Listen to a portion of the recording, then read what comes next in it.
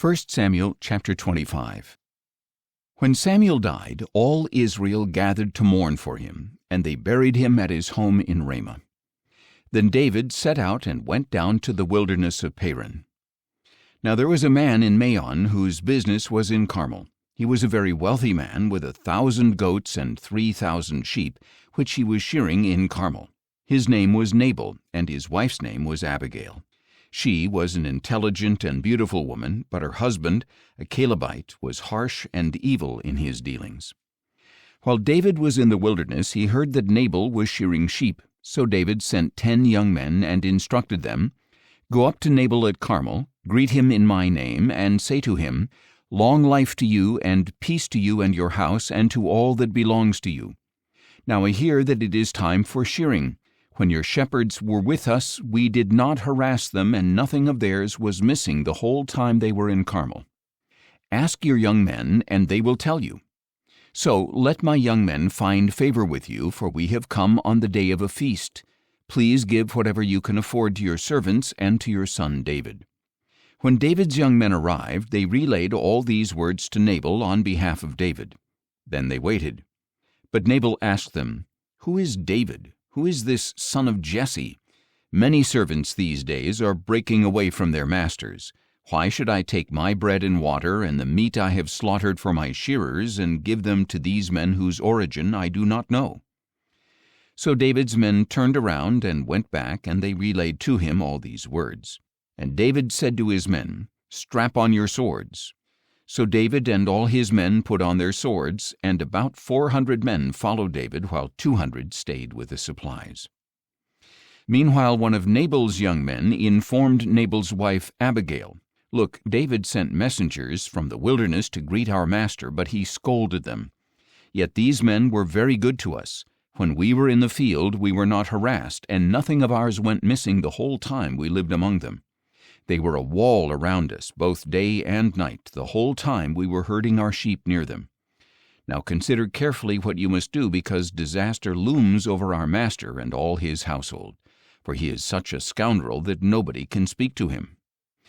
Then Abigail hurried and took 200 loaves of bread, 2 skins of wine, 5 butchered sheep, 5 seahs of roasted grain, 100 clusters of raisins, and 200 cakes of figs.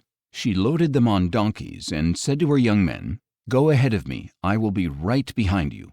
But she did not tell her husband Nabal. As Abigail came riding her donkey into a mountain ravine, she saw David and his men coming down toward her, and she met them. Now David had just finished saying, "In vain I have protected all that belonged to this man in the wilderness. Nothing that belongs to him has gone missing, yet he has paid me back evil for good. May God punish David, and ever so severely, if I let one of Nabal's men survive until morning." When Abigail saw David, she quickly got off the donkey, fell face down, and bowed before him. She fell at his feet and said, "My lord, may the blame be on me alone, but please let your servant speak to you. Hear the words of your servant. My lord should pay no attention to this scoundrel Nabal, for he lives up to his name. His name means fool, and folly accompanies him. I, your servant, did not see my lord's young men whom you sent. Now, my lord, as surely as the Lord lives and you yourself live, the Lord has held you back from coming to bloodshed and avenging yourself with your own hand. May your enemies and those who seek harm for my lord be like Nabal. Now let this gift your servant has brought to my lord be given to the young men who follow you. Please forgive your servant's offense, for the Lord will surely make a lasting dynasty for my lord, because he fights the Lord's battles. May no evil be found in you as long as you live. And should someone pursue you and seek your life, then the life of my lord will be bound securely by the Lord your God in the bundle of the living. But he shall fling away the lives of your enemies like stones from a sling. When the Lord has done for my lord all the good he promised, and when he has appointed you ruler over Israel, then my lord will have no remorse or guilt of conscience over needless bloodshed and revenge. And when the Lord has dealt well with my lord, may you remember your maidservant." Then David said to Abigail, "Blessed be the Lord, the God of Israel, who sent you to meet me this day. Blessed is your discernment, and blessed are you, because today you kept me from bloodshed and from avenging myself by my own hand. Otherwise, as surely as the Lord, the God of Israel, lives, who has restrained me from harming you, if you had not come quickly to meet me, then surely no male belonging to Nabal would have been left alive by morning light." Then David accepted from her hand what she had brought him, and he said to her, "Go home in peace. See, I have heeded your voice and granted your request." When Abigail returned to Nabal, there he was in the house holding a feast fit for a king, in high spirits and very drunk. So she told him nothing until morning light.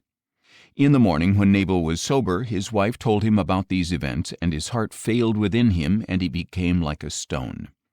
About 10 days later, the Lord struck Nabal dead. On hearing that Nabal was dead, David said, "Blessed be the Lord, who has upheld my cause against the reproach of Nabal, and has restrained his servant from evil. For the Lord has brought the wickedness of Nabal down upon his own head." Then David sent word to Abigail, asking for her in marriage. When his servants came to Abigail at Carmel, they said, "David has sent us to take you as his wife." She arose, then bowed face down, and said, "Here is your maidservant, ready to serve and to wash the feet of my Lord's servants." So Abigail hurried and got on a donkey, and attended by 5 of her maidens, she followed David's messengers and became his wife. David had also married Ahinoam of Jezreel, so she and Abigail were both his wives. But Saul had given his daughter Michal, David's wife, to Paltai, son of Laish, who was from Galim.